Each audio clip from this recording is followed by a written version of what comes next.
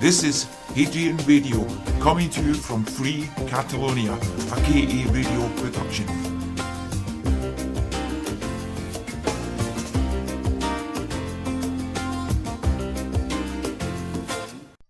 Hello, good afternoon, welcome to Radio Hadrian. This week was the anniversary of the French Revolution. That statement in itself isn't terribly significant because every 14th of July, as we all know, is Bastille Day, and that is a celebration of the French Revolution of 1789. The 1700s were quite an interesting period in terms of revolution or sovereignty.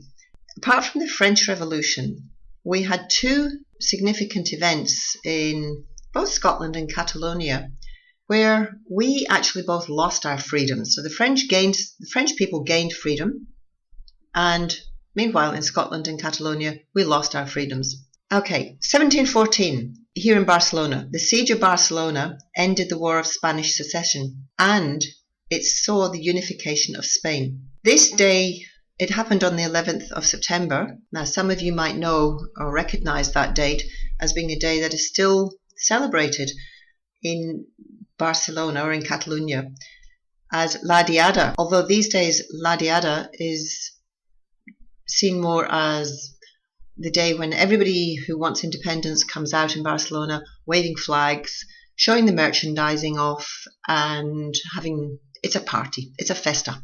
It doesn't move anything towards independence, but a little bit later in that same century, a few years later, in 1745, at Culloden, which is near Inverness in northeast Scotland, we Scots also lost in our final confrontation with the Jacobites. Our final confrontation of the Jacobite revolt. This was part of a religious civil war between the Catholics and the Protestants. Scotland has been a divided religious country for centuries, and this particular revolt was led by the Jacobites, who were principally Catholics from the north, from the Highlands of Scotland, and Episcopalian, mostly Scots, but with some from the north of England, from Manchester, from a Manchester regiment, and the French support. This war, this battle, should I say, it wasn't a war, it was a battle at Culloden, was lost. The Scots were slaughtered, or should I say the Catholic version of the Scots was slaughtered by the Hanoverian troops, which were basically the English troops. It's a German name, but we know that there's a lot of German connections in England with the royal families, and we actually lost this very, very badly. The Jacobites were slaughtered. The Hanoverians were mainly Protestant, Lowlanders, yes, there were Lowlander Scots, so we had Scots against Scots, Ulstermen from the north of Ireland, and Hessians from Germany, and there were also Austrians as well. Later, after the war, after the battle, the sort of result, it wasn't a union of the crowns, but it was the unification of Scotland and England under the British Crown. It also marked a significant division between Highlanders and Lowlanders. Lowlanders are the lowland people, the people who live in the central belt, Glasgow, Edinburgh, Ayrshire, where I come from, Lanarkshire, and that division has continued. I often think of Scotland as being almost like two zones of one country, and this is when it started. The Battle of Culloden and the slaughter of the Jacobites marked the beginning of the so-called civilizing of the wild Highlanders, and it began to diminish the Gaelic culture through language and the clan system. The diminishing of the Gaelic language lasted for many, many, many years. And in fact, when I was going to school, so many of you will know this too, Gaelic was an endangered language. It probably still is actually, but it has seen a revival. The Gaelic culture has seen a revival, and there are now schools which teach in Gaelic. I think there's one in Glasgow and in East Kilbride perhaps. I'll go into that more in another program though, because language and culture are so entwined that this was a very significant act of getting rid of the Gaelic language, because if you get rid of language, you get rid of culture.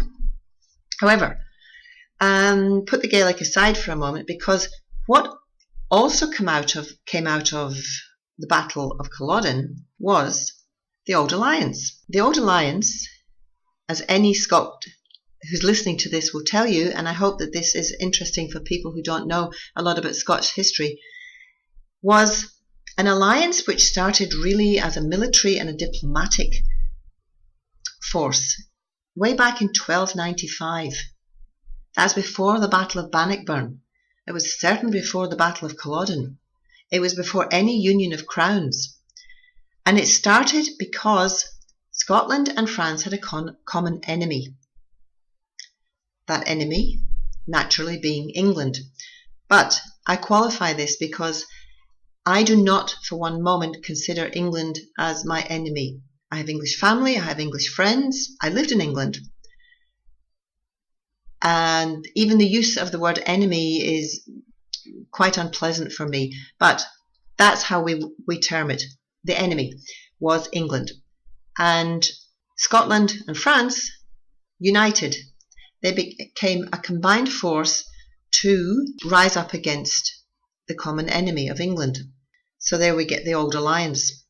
It later became a cultural alliance. So we started off with military and diplomatic, and then we became a cultural alliance, especially including food and drink, and, interestingly enough, dual citizenship between French citizens and Scots citizens. Probably one of the earliest cases of dual citizenship ever in the world. And I'm a dual citizen. I'm a dual Australian and British citizen. But the idea of having Scots and French citizenship is very appealing. That citizenship actually only ended in the early 1900s. I think it was 1903. Over the centuries, this Old Alliance had many battles, mostly in France, and battles that were fought and lost with the help of thousands of Scots mercenaries. Up to 12,000 Scots men fought in France at any one time. Sometimes they were successful, and sometimes they were abysmal failures. And it's thought that the failures were due to the fact that the alliance between Scotland and France resulted in many Scots living in France, or at least temporarily, but sometimes permanently, and enjoying a very nice lifestyle with abundant food, abundant wine, well paid, well rewarded, and that this softened their ability to fight in battles. And in one particular battle, the entire Scots group were wiped out, every single one of them. However, the alliance had some interesting side effects. It had food and wine side effects, which I think are still in existence today. For centuries, Scots merchants were given privileges, particularly in French wine, in very good French wine. Privileges that were not given to the English merchants. So at a time when the world was much smaller and we didn't have Australian wines or Californian wines and possibly not Italian wines, French wine was considered to be an absolute treasure. And the Scots were entitled to enjoy this. However, the ordinary Scots weren't. They enjoyed whiskey and water, but let's say the upper class or the elite enjoyed fine French wine, which incredibly frustrated their English counterparts. The Old Alliance continued for many centuries and finally was diminished, or sort of really came to an end, during a period that we refer to as being the Reformation. Now, at the time of the Reformation, Scotland was a Catholic country. Mary, Queen of Scots, had returned to Scotland as a 19-year-old to take up her rightful crown in Scotland. She had left Scotland as a 1-year-old and had been taken to France by her French mother, where she later married the Dauphin, the French king. So Mary was Queen of both Scotland and France. So here we have another connection between the Scots and the French. Mary then returned to Scotland to become queen, or to take up her throne, and had an extremely violent and difficult reign. This is probably the subject of another program, although it's beginning to sound like a history lesson. It's not meant to be that at all.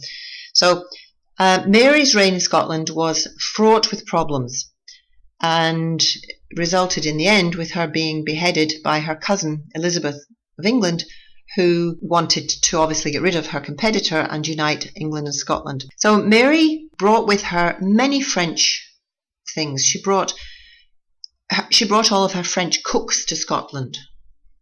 She introduced French cooking terms into Scotland, terms that are still used to this day. For example, so here's some Scottish French words for those people who are not Scots and who are listening to this.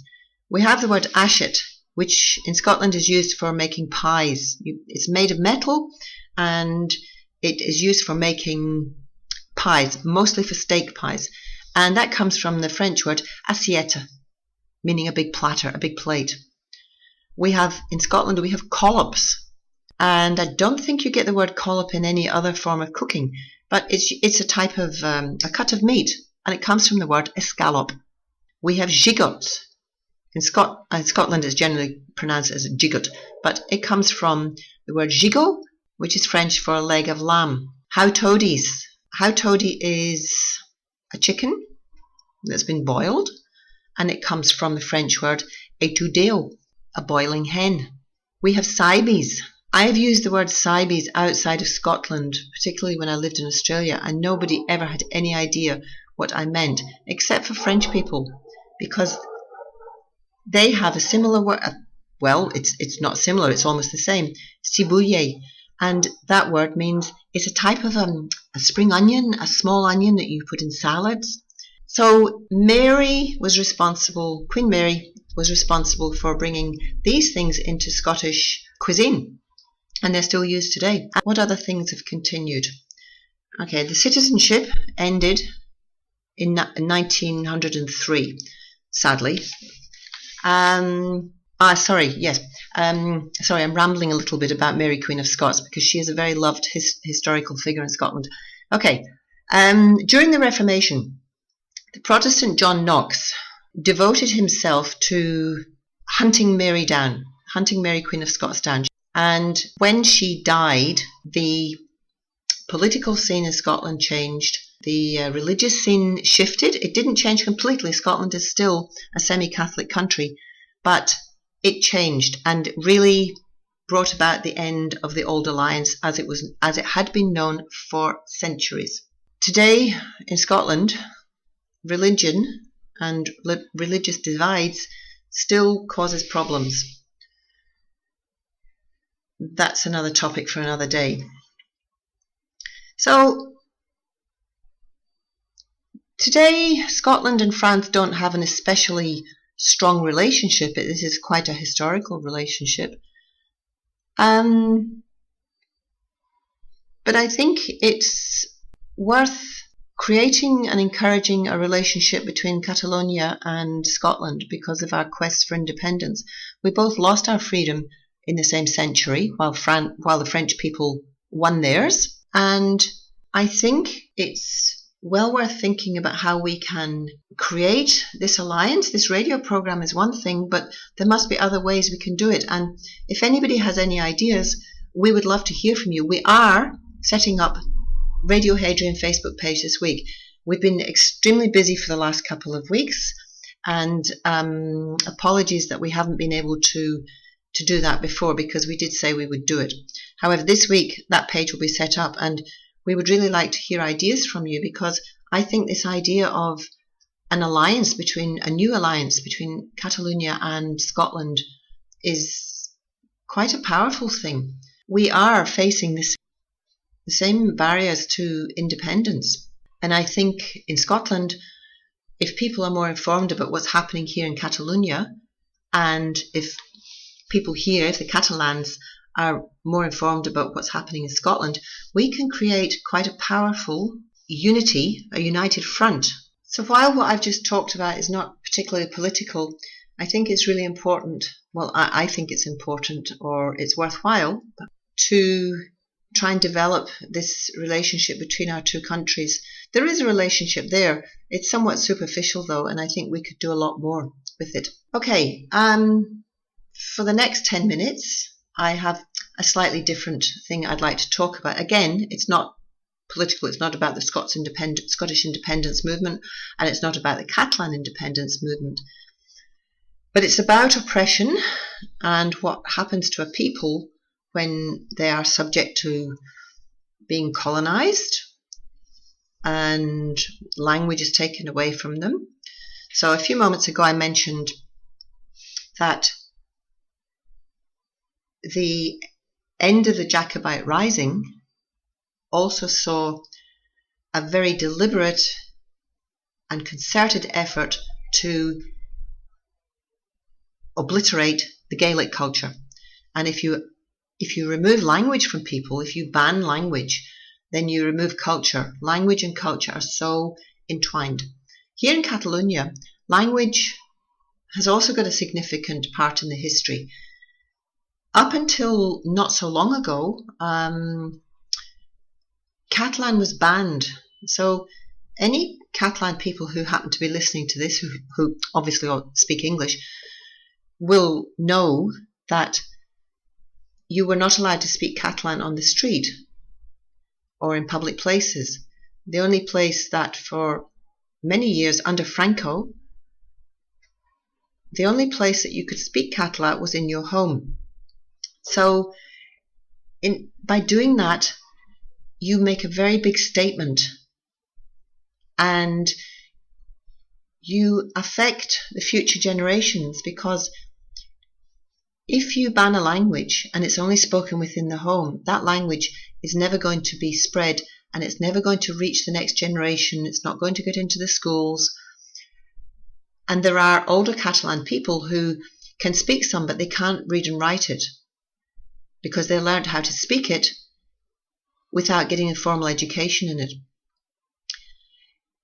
The Catalan language received a massive revival, and now it is the official language of the Catalan government. It is also the official language of education. It is a language that instructions are delivered in every single school in Catalonia. That keeps a language alive. It is complicated a little bit that here in Catalonia you have also Spanish, so you hear two languages. There are many, many Spanish-speaking people that migrate here and never learn Catalan because they don't go to school, and for whatever reason, whether it's time, money, lack of interest, or being anti-Catalan language, who don't learn to speak Catalan, but their children do. There are many migrants that come to live here from other countries who, although their children learn to speak Catalan at school, the adults don't, because Catalan is not a world language, Spanish is. We have a very different situation in Scotland with languages. I can't ever imagine Gaelic becoming the standard language in Scotland. It's too difficult. We have such a mixture of language. Our influences come from different places, and we don't have a pure language.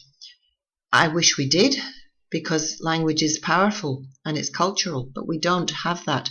So I think here the Catalans have an advantage in having their language as the official language, and more significantly being the language in schools. If I think about languages and the places I've lived in, I lived in Australia for 3 decades and I worked with Indigenous Australian people. This is going to be the subject of what I'm going to talk about next week. I worked with Indigenous people and I learned an awful lot about what has happened through the centuries to Indigenous people in Australia. And this is a massive topic. So I'm going to gloss over it a little bit today, and then next week I'm going to talk about this in much more depth. Through my work, I worked with elders in southeastern Australia. I worked with people from the Gunai group. They come from Victoria, they come from the coast, northeastern Victoria, going towards New South Wales. They spoke some of their language, but only because there were people within them that had made an effort to keep that language alive. Once upon a time, there were 500 Indigenous languages around Australia. 500. Now, in 2017, I think there would be less than 50. Even that is probably on the high end. There is a map which shows the Indigenous languages of Australia when white people arrived and colonised the country. These languages were never written down. Australian Aboriginal people didn't write things down. They were passed on through word of mouth. But when white people came and they enslaved Indigenous people, they put them in forms of detention camps, they forced them into slave labour in rich people's houses, and they barred them from speaking their languages. And because the languages weren't written down, most of these languages died out, and they are still dying out. With some languages, there may be one native speaker left, and one native speaker isn't enough to keep a language going. I come back to my comment earlier about if you kill a language, you kill a culture. I find that the relationship between Indigenous Australian languages and Catalan language and the hodgepodge of language that we have in Scotland, really interesting when it comes to culture and oppression. Scotland and Catalonia are striving for independence. They're striving to maintain their dignity and deal with their own future, to be in charge, in control of their own future. Indigenous Australians have had that taken away from them. Since the very first day that white man arrived in 1788, January the 26th, 1788, their culture has been diminished and diminished, and to the point where they would, in my opinion, be the most disadvantaged culture in the world. The most disadvantaged culture in the world because of systematic Australian government's policies and wiping out language. If I come back to Catalonia and I look at the language situation here, it is quite powerful. It's not perfect, but it's a lot more powerful than what's happening in Scotland. Scotland has got a mixture of language. I'm not saying we've got a mixture of languages. We have English Scots and then we have Gaelic. Gaelic is a minority language. English Scots is not, but English Scots is dying out itself. I come from Ayrshire, where we had, or we still do have, a very strong dialect with words. People who are listening to me now, who know Ayrshire, will know exactly what I'm talking about. Cheryl, whose radio station this program goes out on, Cheryl's also from Ayrshire, so she would know what I'm talking about. The language of Robbie Burns. It doesn't even get taught in schools. As a teacher, I taught for a period in Scotland in the last few years, and I was quite dismayed to see that the children had to do a special unit on Scots words in a Scottish primary school. I was appalled at that. Those children should be speaking Scots naturally. They should not have to do a special unit on Scots language. It is their language. Again, another subject, education and our so-called independent education system. A wonderful topic for another program. And as a teacher, I'm very passionate about that topic. But I see a similarity between Scots children and Indigenous Australian children. And I can say that correctly because my Indigenous friends in Australia embraced me and said, you understand what it is like to be oppressed, you're Scottish, and we consider you to be one of us. So I don't say this lightly. I see a similarity between Scottish children at school and Australian Aboriginal children who are not getting educated in their own languages. Australian Aboriginal children have great difficulty in learning a lot of subjects. Indigenous Aboriginal children are very similar to the children in Scotland, less so to Catalan children, and it is because of language. As I just previously mentioned, Indigenous Australian children have great difficulty in learning things in mainstream schools, which is where most of them have to go. They're not born into this world speaking English. Their parents are not native English speakers. They have developed a form of what is known as Aboriginal English, which is a dialect, but it is a mixture, not pidgin, it's not Creole, but it's similar in that it's a mixture of what remains of their Aboriginal mother tongue and what they have been forced to learn. And it's a very interesting form of English. It has many rules that don't fit in with standard English, though. So when these little children go to school, they come to school sometimes with mother tongues, sometimes with 2 or 3 native languages and Aboriginal English. And then in school they are forced to listen and try to learn things from teachers who speak standard English. And these children struggle with that. So school becomes a terribly difficult place for them. And of course, what happens with children who struggle in school and who are not getting the correct support is they end up dropping out of school, which doesn't help things. There are wonderful movements taking place in Australia to not necessarily reverse this, but certainly stop it getting any worse, because the situation had become so bad that children, Aboriginal children, were in great danger of receiving no education. Now it's wonderful because we see Indigenous people going to university, we see children finishing secondary school, and we have a slight revival of some Aboriginal languages where it has been fortunate to have native speakers still alive. The same thing is happening in Scotland, slightly different, but in Scotland the children are not receiving a Scottish education. They're receiving a very British education, generally, unless they are lucky enough to go to a school which sticks its neck out and says, no, we are going to teach our children in the Scots dialect. But the idea that they do units in Scots words or in Scots language or Lallans is absolutely appalling in a Scottish education system. And John Swinney, Education Minister, talks of reforms, he talks of changing things and meeting the needs of young people in Scotland, but he won't do anything. He will do absolutely nothing because he is a politician, he's driven by processes, and he knows that to genuinely change a system like education will take much more than the SNP government. But under an independent Scotland, through UDI, through us declaring independence, we could do this. We can create a truly genuine education system that turns out young people who think for themselves, who question things, and who are educated and not just trained. Thank you very much. I'll speak to you next week. Have a great day. Bye.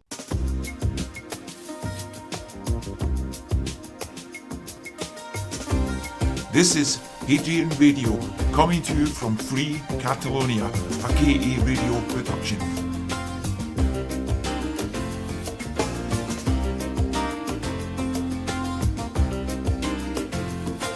Good afternoon, Scotland. Bona tarda, Catalunya. This is my participation in the 5th chapter of Radio Hadrian. Thanks to all of you that are helping us spread this program and helping us reach everybody in every country in the world. We need more people to listen to the truth that won't get delivered to you through mainstream media.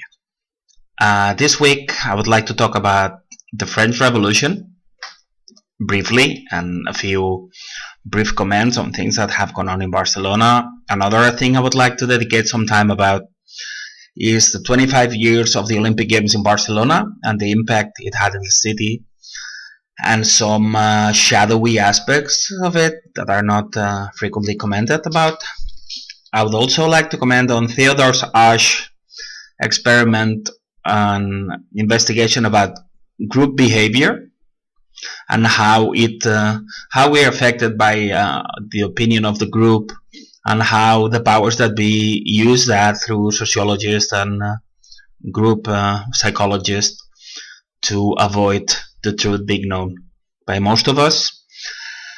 Then I'd like to introduce you to Joan Vives and Soler Vicens, which is the big kingmaker in Catalan politics, and which also has personal links with Scotland, and we try to present him to the Scottish and Catalan public. And finally, we'll go on about changes in the Catalan government with views to the 1 October referendum, and it also has a Scottish link to it, because one of the 3 new ministers is Clara Ponsatí, with clear links to Scotland. Well, first of all, without going into very deep analysis, I'd like to mention, well, this is the week of the French anniversary of the French Revolution. And when I was looking to start with a quotation. What I found out is something that confirmed that we really need to check every source, because we shouldn't take anything for granted.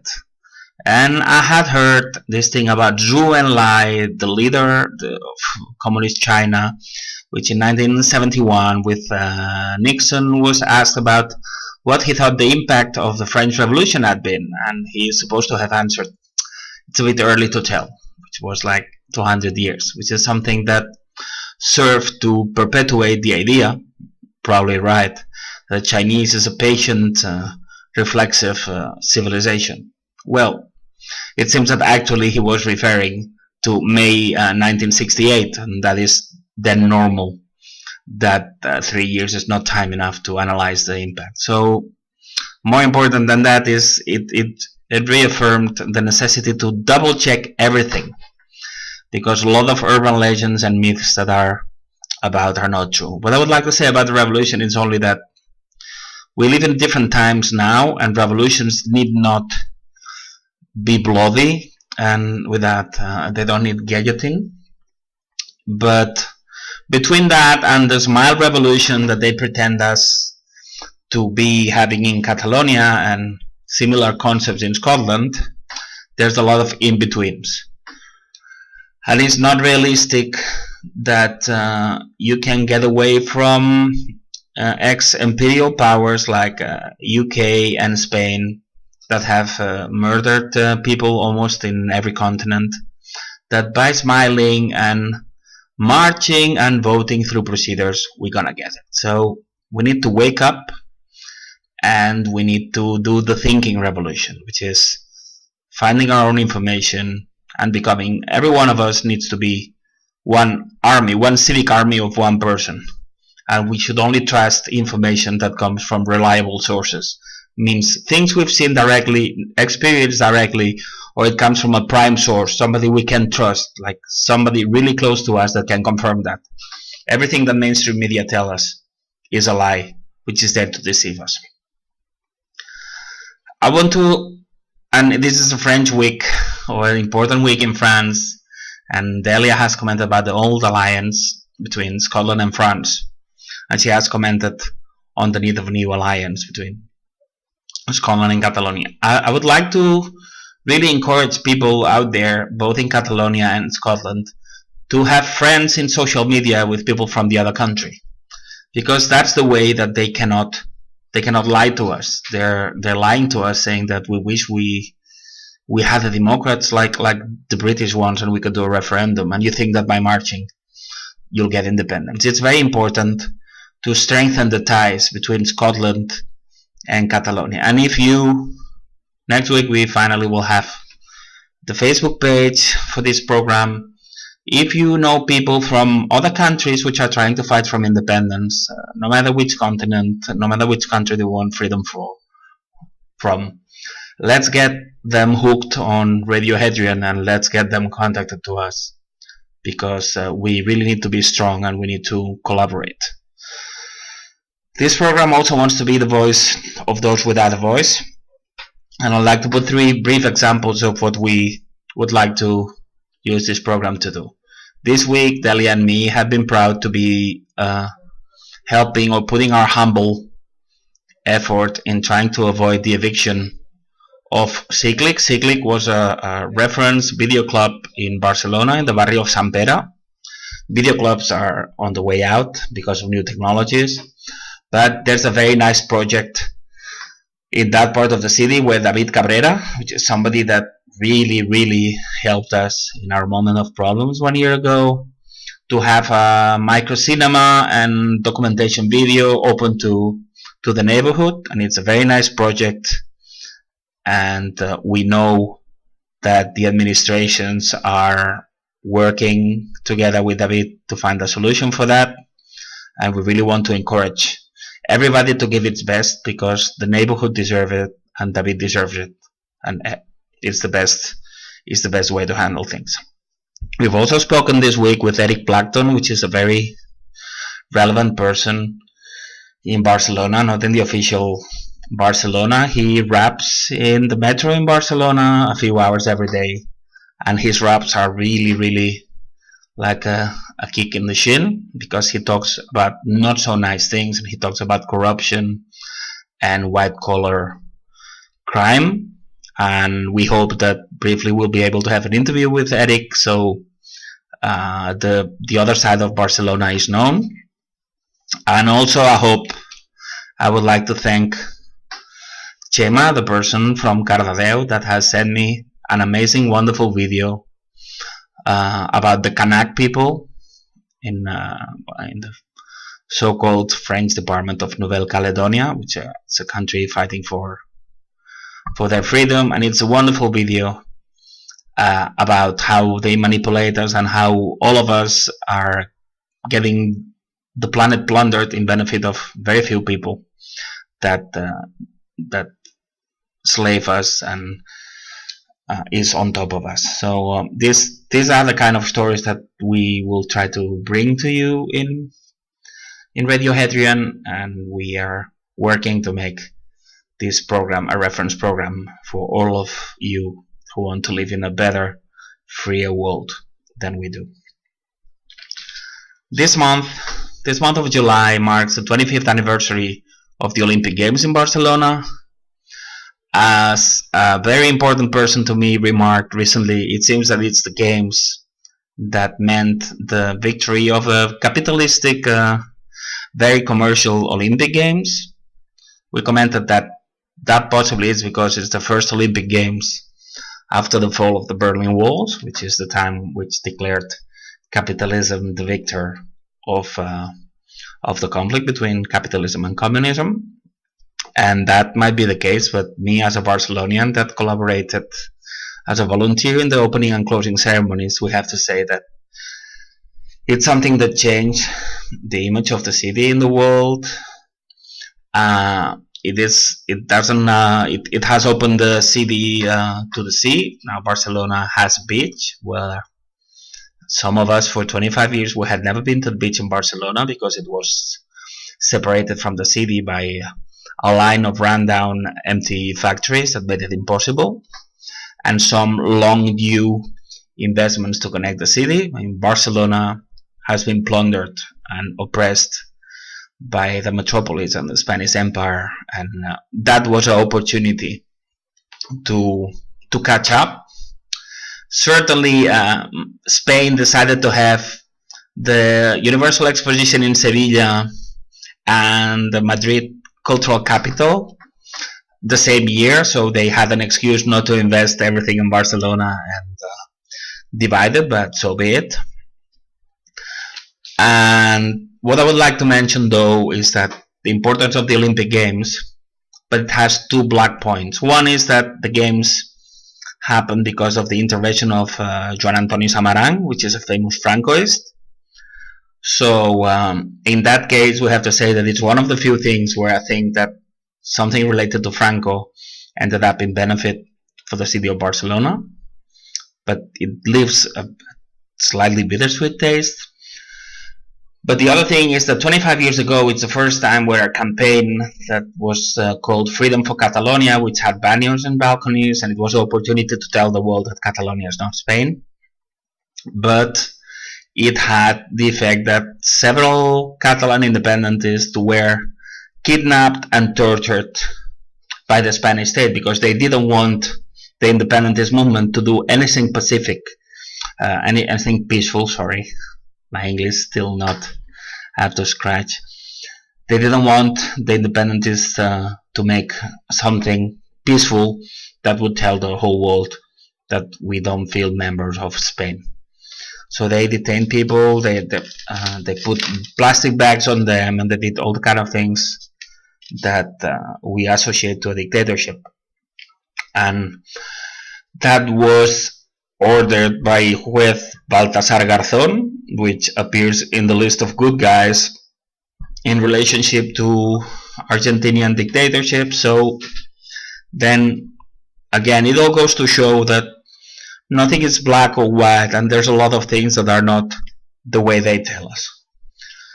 The Olympics of Barcelona 92, though, also bear some contact with the fight for freedom Barcelona has always been in the first row trying to fight for freedom, and the fight for independence now is another example of that. Because Barcelona in 1936, it had like the popular Olympic Games, where some people of left-wing movements competed as an opposition to the Nazi Olympic Games of 1936. And we have to say that it's in the same stadium that those games happened, that years later the Olympic Games of Barcelona happened. So that's about what I wanted to tell you about Barcelona. In the next chapter, or the next thing I would like to comment about, is the experiment that Theodore Ash did in 1951, and it's something that I think in the future, and when both our countries and lots of other countries following our example are going to be independent, it's something that's going to be taught in schools and universities, because we need schools and universities to teach people how not to be manipulated instead of being trained like they serve now to prepare us to be farm animals, so we can be taxpayers, voters, consumers, and spectators of mass shows, so we don't think. The whole thing is based on people not thinking. It makes it possible for the powers that be to keep in power. This experiment in Theodore Ash consisted in having several university students, like 5, 7, and to put one line in the blackboard and 3 lines of very different longitude or lengths, and they had to say which one was equal to the model given. The problem is that 4 out of 5, and yes, we told you some weeks ago that theory of conspiracy theory is a conspiracy. These people conspired, yes, conspired, they were in agreement with the professor, which meant that they said the obviously wrong answer. We're talking about a line which obviously was the same length and the other 2 were smaller. Well, these people gave the wrong answer. And guess what? 37% of people that were last, after they had heard 4 totally unknown people and with no influence on them supposedly, say that the wrong answer, one of the wrong answers was the right answer, 37% of university students gave the wrong answer, not to have to challenge the rest of the students. 37%.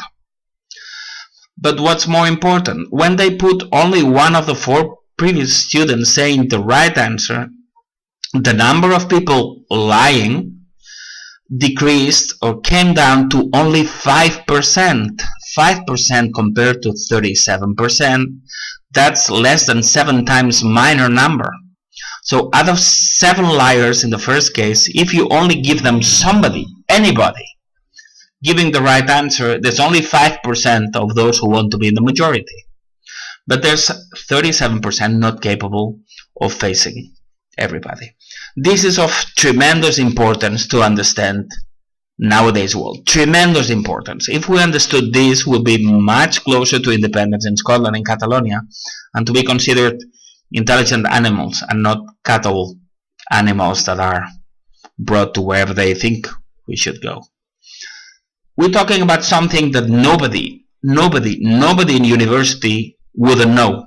We're talking university students debating about the length of a line, and still 37%. Now imagine the population is not university student, but a whole country, Scotland, Catalonia, and we're not debating about the length of a line, but the benefits of referendum versus unilateral declaration of independence. The numbers would go exponentially. But not only that, imagine that the 4 people before you is not unknown to you, but it's the parties, media, journalists, social media you love and care for. We're talking that absolutely 100% would lie. And that's why when somebody, there's 3 main lies in Scotland, that SNP works for independence, that was true in the past but not anymore. That Nicola Sturgeon works for independence, that has never been true. That's why she is put there by Westminster to kill independence while pretending to want it. And third, that referendums bring about independence. Those three are a lie. But to defend that lie, you need a unanimous response. In the media you consider to work for you. I'm sorry to disappoint you, it's not the case. Bella Caledonia, Wings of Scotland, and The National, and social media and everybody. So when somebody who has studied, somebody using his brain or her brain, somebody who knows, challenges why referendums, when referendums don't bring independence, why Nicola Sturgeon, who's a member of Privy Council, cannot be bringing about independence, why the SNP was helped by the powers that be to increase membership fivefold because it's the Trojan horse of Westminster to kill independence. These people, we get fierce attack lots of times from British shields, British moles, but lots of other times by innocent people that are lied by the other, because they need unanimity, because otherwise it's like the emperor that is naked. So that's why they need unanimous response. That's why people complaining about the Scottish referendum didn't get any support. Briefly, I'd like to go into the changes in Catalan government. The changes in Catalan government have brought in 3 new members of council. One of them, Quim Forn, which belongs to Federació Nacional d'Estudiants de Catalunya, and I used to be in it with him as well.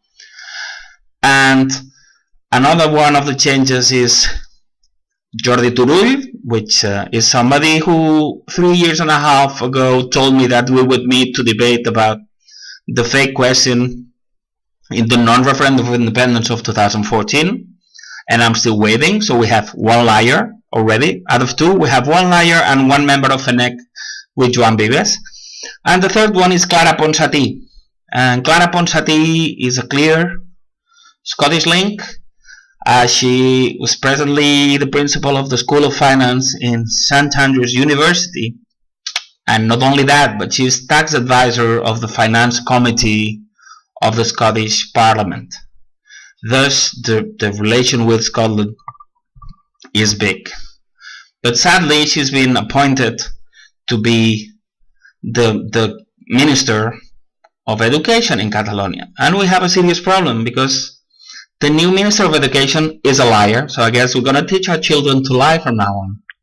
And I say it's a liar because the 20th of June 2016, she said in VilaWeb that the 27th of September 2015, we, the Independentists, which had got 72 out of 135, so a majority, overall majority of 4 or 5, we hadn't obtained support enough to declare independence. And that is an outright lie. And that's why we have her as a new minister. So we have a liar as a councillor. I would like to finish with something that might sound alien to you, but it's relevant. I'm going to talk about Joan Vives and Soler Vicens. Joan Vives and Soler Vicens was the force driving Federació Nacional d'Estudiants de Catalunya, the Independentist trade union and university, which I belong to also in some running post. And this person has been, I'm not going to go into depth with it because it would require more time. But basically, he is a person that he is the political godfather of Josep Rull, Oriol Junqueras, and other members of cabinet. Oriol Junqueras has been anointed to be the next president of Catalonia after the referendum is lost in October. And this person has been managing breakups and creation of parties for the last 20-something years in Catalonia. This person now is the partner of Anarque, which is somebody that has been destroying political parties and is leader of the IFEC, International Commission of European Citizenship, and she was contributor to Bella Caledonia. And he organized a conference I mentioned before in which Stephen Noon came to Barcelona and lied to us about the referendum. The head of strategy of the ES lied to us, and it was an act where Joan Vives was co-organizing. Joan Vives, he also was with his now partner Anarque organized something last year in a conference where Shona McAlpine lied to Catalans.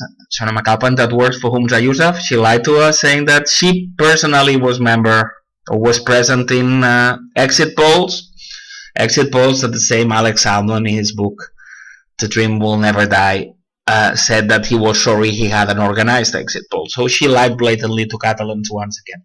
These two things were organized by Joan Vives, but Joan Vives also is boasting that he made Oriol Junqueras president of Esquerra, which we have confirmed by other ways that is true. And this person, who's right-wing, homophobe, xenophobe, and everything which is against what you would expect of CUP, which is left-wing and very in favor of all the social fights, supposedly, well, he did telemarketing for this group, and this is something that has made independence impossible. And we have somebody who's essential in the whole Catalan politics, but nobody knows of him. And I happen to know that he works for Spain, and he knows I know. And he was very keen on getting me institutionalized, so the truth doesn't come out.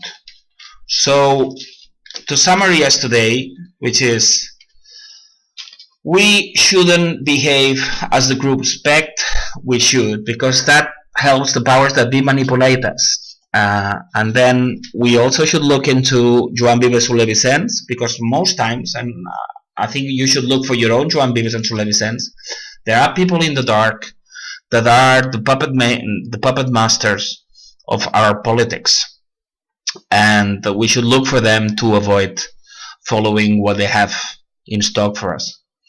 It's been a pleasure as always. Please help this program reach everywhere, because the truth, only the truth will set us free. Guanyarem.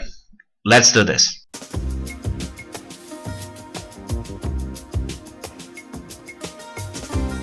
This is Hadrian Radio, coming to you from Free Catalonia, a KA Radio production.